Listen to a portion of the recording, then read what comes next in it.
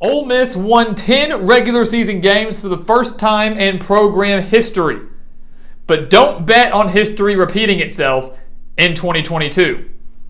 So welcome back to the Gridiron Expert, guys, ready to break down, analyze, and predict Ole Miss's schedule and record for this upcoming college football season. One that is gaining a lot of excitement in Oxford, and rightfully so. The Rebels are coming off a 10-3 season, guys. Their only losses coming to Alabama, Auburn, and Baylor in that Sugar Bowl. A Sugar Bowl that, yes, Baylor deserved to win, but one where Matt Corral did go down with an injury. You take a look at the numbers brought to you by College Football Encyclopedia. Ole Miss returns quite a bit.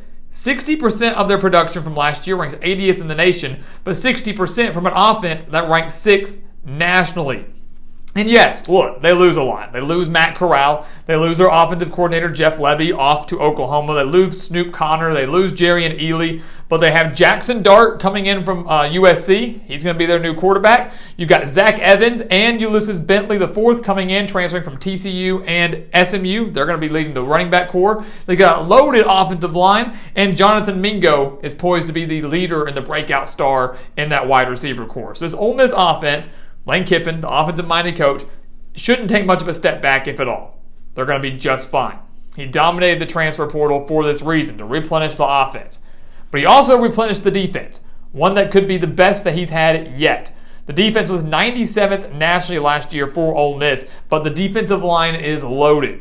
Loaded by a guy named Cedric Johnson and Tavius Robinson.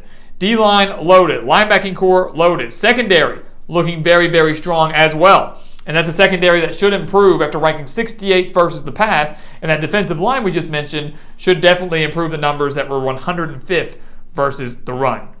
Ole Miss, guys, has all the pieces, again, to maybe win 8, 9, 10 games in 2022. And when you look at their schedule, it's kind of a tale of two halves here. The first half of that schedule, very favorable. Very favorable. The back half, really from October 22nd to the end of the year, very, very tough.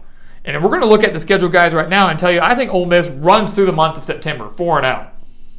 We don't have to talk much on that. Troy, UCA, good wins. Tulsa, a win. Toughest game might be Georgia Tech, and we think they're going to be one of, if not the worst team in the ACC. That defense, horrendous, and Ole Miss should really run all over it. So they beat Georgia Tech. No need to touch much on that. So the Rebels are 4-0 heading into conference play. And their first conference game is a home game against Kentucky. Ole Miss has won the last 2 games against Kentucky by a combined 4 points. Combined 4 points in the last 2 meetings. That include a 42-41 victory in Lexington back in 2020, that wild COVID year. But now Ole Miss hosts Kentucky. They get to host the Wildcats, a team that has a solid quarterback in Will Levis, solid running back in Chris Rodriguez, questionable wide receiver core, but once again is loaded on both fronts, the offensive front and the defensive front. The major concern I have for Kentucky right now is they do have some questions in their secondary. And when you're facing off against an offense at Ole Miss that can air it out extremely well, just like they did last year, and I expect Jackson Dart to do just fine at quarterback, I don't know if Kentucky will have enough in that back seven to handle this Ole Miss offense, and I don't know if they're going to have enough to overcome the hostile environment in Oxford. I like Ole Miss with home field advantage, the clear offensive edge, and an improving defense. I like Ole Miss here. Give me the Rebels 5-0. We'll bump them to 6-0 with a win over Vanderbilt. Beat the Commodores by 14 last year. Could be even worse this year, despite Vandy maybe improving a little bit and getting to host this game. But Ole Miss should be fine, and just like that, they're going bowling.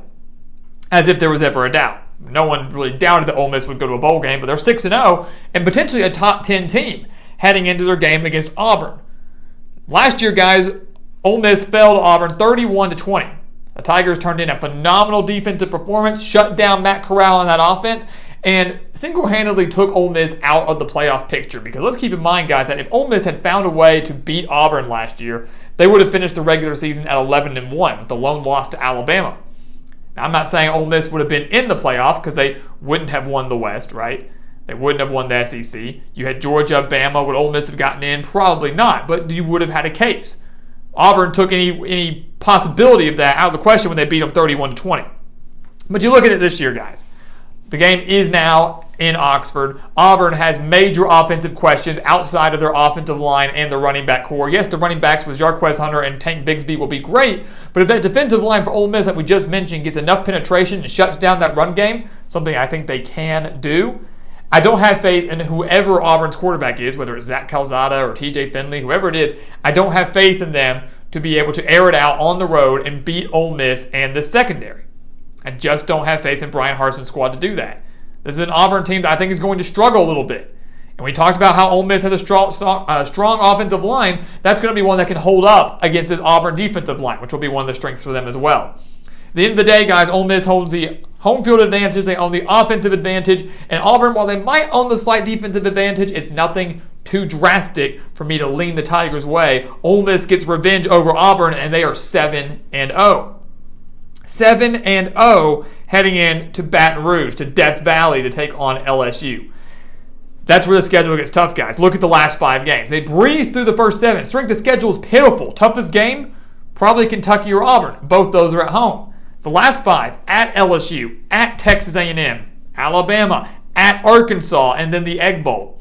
I mean, brutal. And again, 3 road games in those last 5 against 3 very good teams. We do think they dropped the road game at LSU. Yes, they beat the Tigers 31-17 last year, but now you're going to Death Valley, and an LSU team that might not be much of anything this year under Brian Kelly. It might not be, in a 9-10 win team, but one that is still loaded with talent, and one that, regardless of who you are, they're still so tough to beat at home. And I think over the year, as the year goes on, LSU's defense, I'm really concerned about their secondary right now, will improve enough to shut down Jackson Dart and this passing attack. Ole Miss might want to run the ball against the Tigers, but that LSU front 7, especially the defensive line, will be one of the best in the country. And I think they're going to have enough to shut down the run game. So you factor in home field advantage, an improving defense, and an offense for LSU that, as the year goes on, will be able to hang, depending on who their quarterback is. Myles Brennan, Jaden Daniels, Garrett Nussmeier, but they have Keyshawn Boutte. They'll be fine there.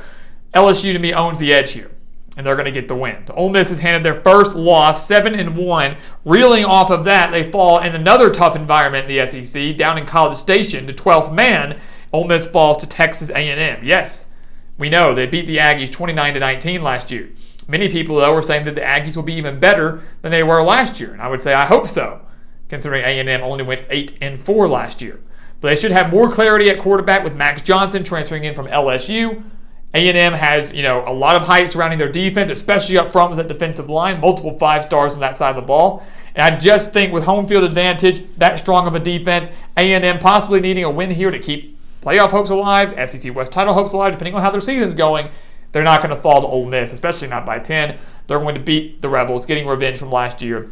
Ole Miss handed their second straight loss. They get their bye week and are handed their third straight loss against Alabama. And that one really shouldn't come as much of a surprise.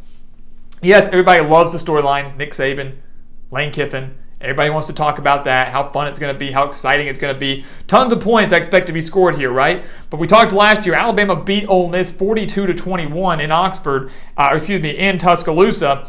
And, I look at that game, people say 21 points, yeah, that's not close, but it could have been worse. It was worse. Ole Miss tacked on a couple scores late to make it look a little bit better than it really was. Alabama is going to be even better than they were last year, and there's no doubt about that, especially defensively. So while the game, yes, is at home, yes, Ole Miss is rested, it's not going to matter. I don't know if there's a team right now that can beat Alabama, at least in the SEC. The Crimson Tide get this win, and then Ole Miss takes on Arkansas in Fayetteville. Last year, it was one of the best games of the entire year. Ole Miss beating Arkansas 52-51. The Razorbacks scoring a touchdown as time expired, going for 2 for the win, and it fell incomplete. Ole Miss escaped with the victory. This series has been phenomenal. 5 of the last 7 games between Arkansas and Ole Miss decided by 1 possession, with 3 games decided by 1 point. 3 of those 5 decided by 1 point, including last year. But this Arkansas team, guys, like we just mentioned with Alabama, has the potential to be even better than they were last year. Solid trio of running backs going up against an Ole Miss rushing defense that should improve, but was 105th last year. A dual threat quarterback in KJ Jefferson, who was phenomenal last year against the Rebels. Put the Razorbacks on his back, trying to lead them to victory, and fell just short. And a defense for Arkansas that was horrible last year against Ole Miss, but should be better, especially in the secondary. With the return of Jalen Catalon, Dwight McGlothern coming in from LSU, this is a Razorback defense that should be better over the course of the entire year. The game is in Fayetteville. Arkansas typically fares well against Ole Miss and Fayetteville. Two classic teams here, a lot of great games that we've seen in recent years between these two squads, but I do believe that Arkansas will escape with this victory and hand Ole Miss their 4th straight loss. And I know Rebel fans are going to be livid, but again, honestly, I would say the most winnable game in that 4-game stretch is the road game at Arkansas. And again, I think Arkansas probably should have won that game last year, for being completely honest. The Rebels, I just don't think are going to have enough to come on the road to Fayetteville to win it. 7-4, they go into the Egg Bowl to take on Mississippi State. They beat the Bulldogs 31-21 last year, but they get to host this game. It's senior night. It's the day after Thanksgiving. Ole Miss has won the last 2 since Lane Kiffin and Mike Leach both came to their respective schools. Lane Kiffin has won both matchups, and I don't expect that to change now, especially at home. The strong secondary, they're going to know how to shut down the air raid. Ole Miss is going to be reeling after 4 straight losses. They want to end their year on a high, and Lane Kiffin's going to make sure his squad does it. And with that, guys, we believe that Ole Miss goes 8-4 in 2022. Again, you look at the schedule. First 7 games, pretty dang favorable. Only 2 road games in their first 7 games. One against a crappy Georgia Tech team, the other against Vanderbilt, the worst team in the SEC. So maybe the worst team in the ACC, the worst team in the SEC. Those are your 2 road games. Should run the table from those first 7. Those back 5 are where it really gets tough, and that's going to make or break Ole Miss this season. Whether or not they can be playoff contenders, SEC title contenders, whether or not they can match last year's 10-win total, especially in the regular season. We believe they're going to fall short of that, but regardless, another solid 8-win year, going to another solid bowl game, and a shot at 9 wins in year 3 under Lane Kiffin. So guys, as always, thank you so much for watching us here at the Gridiron Expert on YouTube. Make sure to continue to like, comment, subscribe, share our videos, and of course, check out everything down in the description below, including our expert picks over on our website, thegridironexpert.com. Make sure to check those out and sign up for those today. And once again, guys, as always, thank you so much for watching, and we'll see you next time right here on the Gridiron Expert.